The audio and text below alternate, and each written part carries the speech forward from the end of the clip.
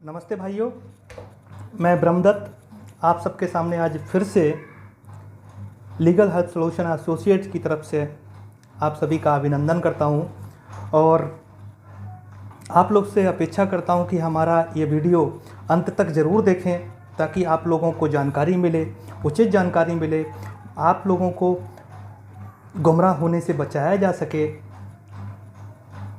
और अगर आपकी कोई राय है तो हमारे इस कमेंट बॉक्स में आप लिख सकते हैं। समय अनुसार जो मुझे उचित लगेगा उस कमेंट का हम वीडियो बनाएंगे और आपको अपनी बात पहुंचाएंगे, क्योंकि आज की डेट में जो पुरुष वर्ग है उसके साथ में बहुत बड़ा खिलवाड़ हो रहा है। एक 25 कानूनों के नाम पे, महिला कानूनों के नाम पे, पीड़िता के नाम पे, न्यायालय, समाज, हर जगह उसके साथ में भेदभाव हो रहा है।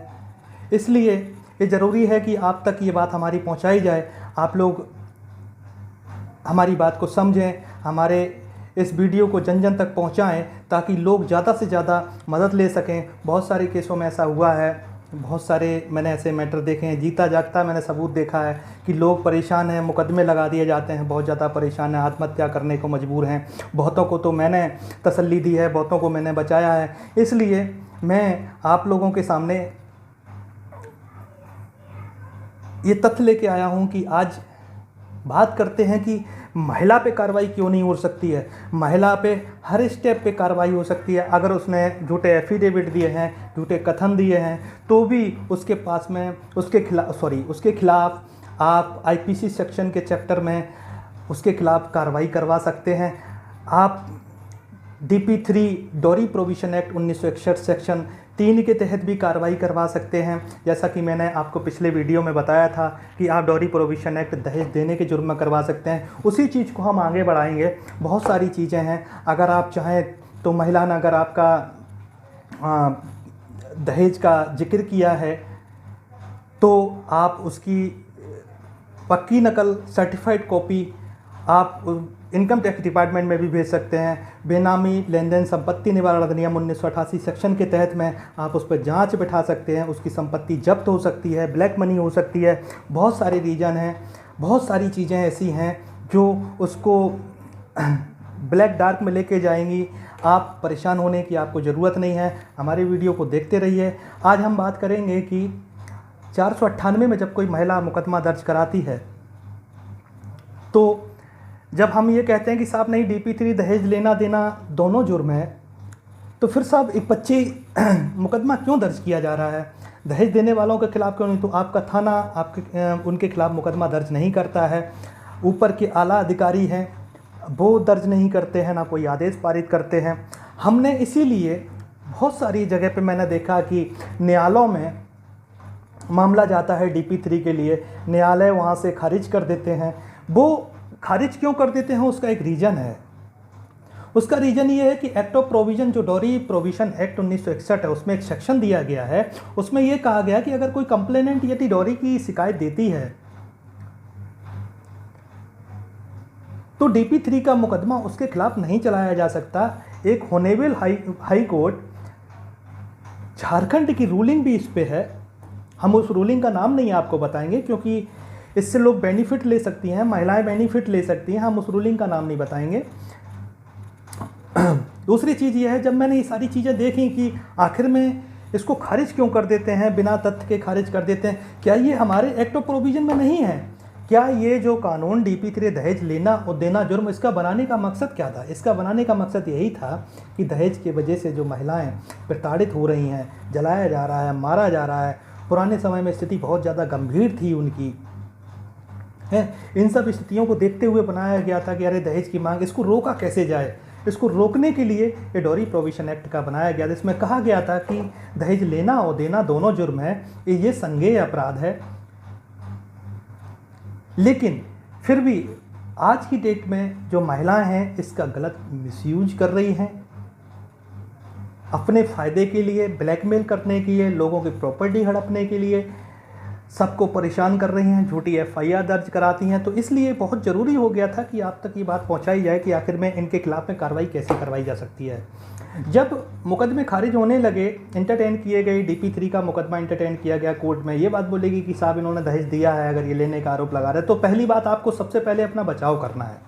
अगर आप DP3 की बात कर रहे हैं, साहब इन्होंने दहेज दिया है, तो इस मीन्स साफ है कि आप अपने आप को कन्विक्ट कर रहे हैं, अपना जो बचाव पक्ष है वो कमज़ोर कर रहे हैं।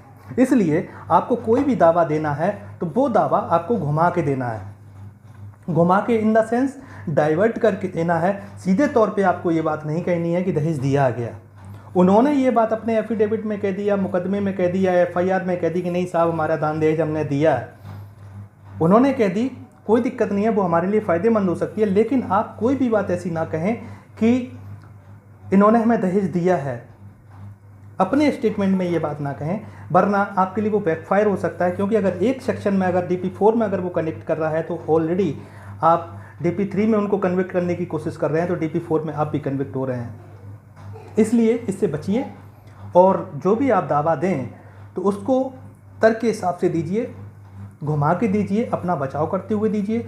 दूसरी चीज़ कि जब मैंने ये सब देखे कि न्यायालय में मामले खारिज हो रहे हैं, इंटरटेन नहीं कर रही हैं, बहुत कम जगहों पे, एक आध जगह पे होने लगे हैं, तो हमने, मेरे एक मित्र हैं, एडवोकेट मित्र हैं, उनके मार्फत मैंने ऑनरेबल सुप्रीम कोर्ट में एक RTI फाइल करवाई।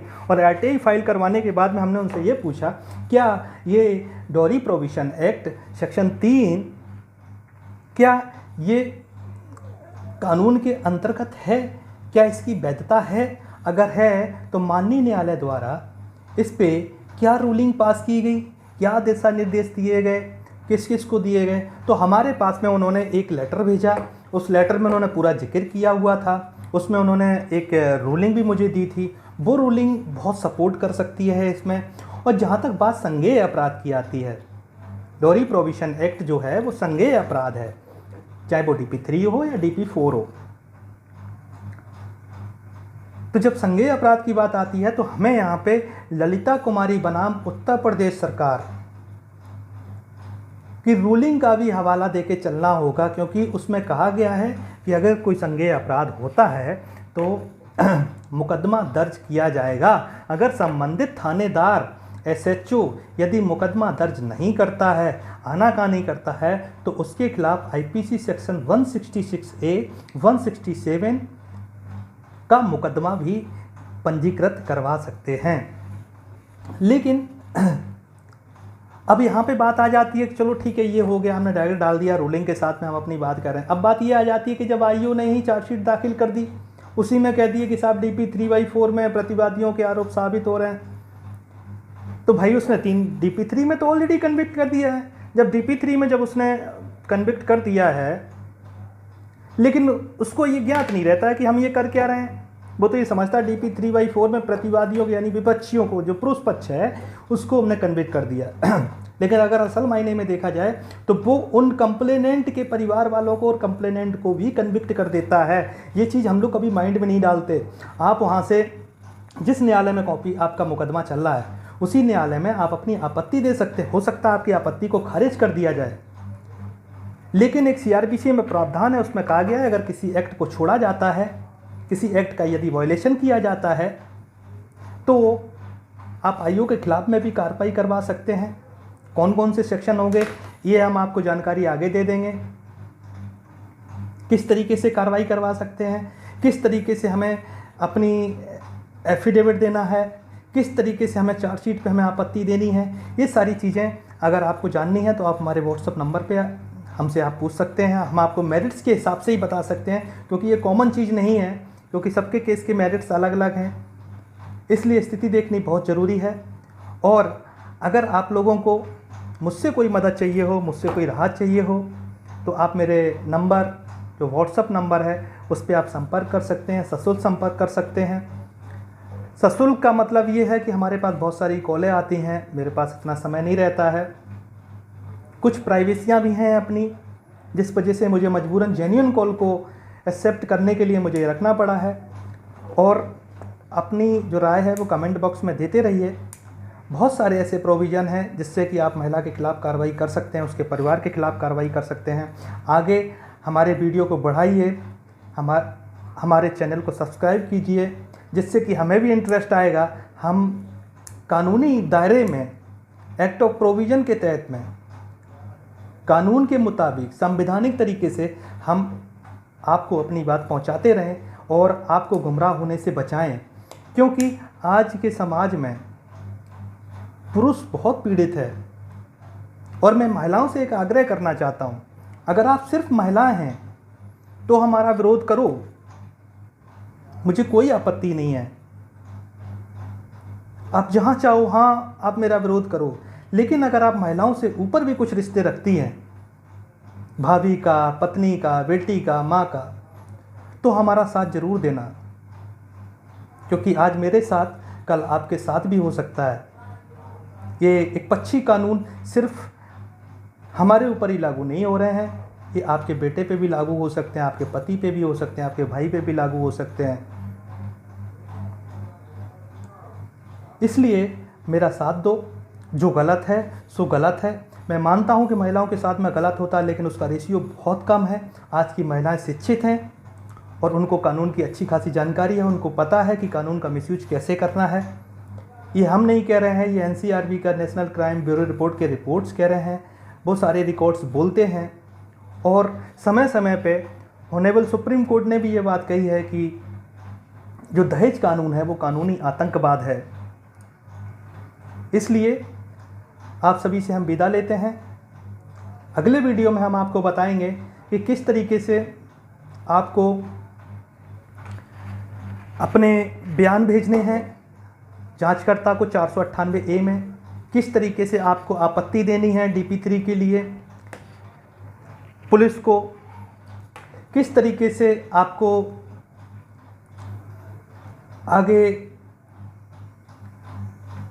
अपने आप को बचाना है, किस तरीके से आपको वेल आउट करना है, किस तरीके से आपको एंटीसिपेटरी बेल डालनी है, कहाँ पे डालनी है और कहाँ आपको फ़ायदा होगा, किसकी बेल पहले डालनी है। अगर 4 लोग मुलजिम हैं तो उसमें किसकी बेल सबसे पहले डालनी है या एक साथ बेल डालनी है। एक साथ अगर आप बेल डालेंगे तो आपको नुकसान हो सकता है। इसलिए सारी चीज़ों के तथ्य हम आपको आगे बताते रहेंगे। हमारे वीडियो को आप देखते रहिए। नमस्कार।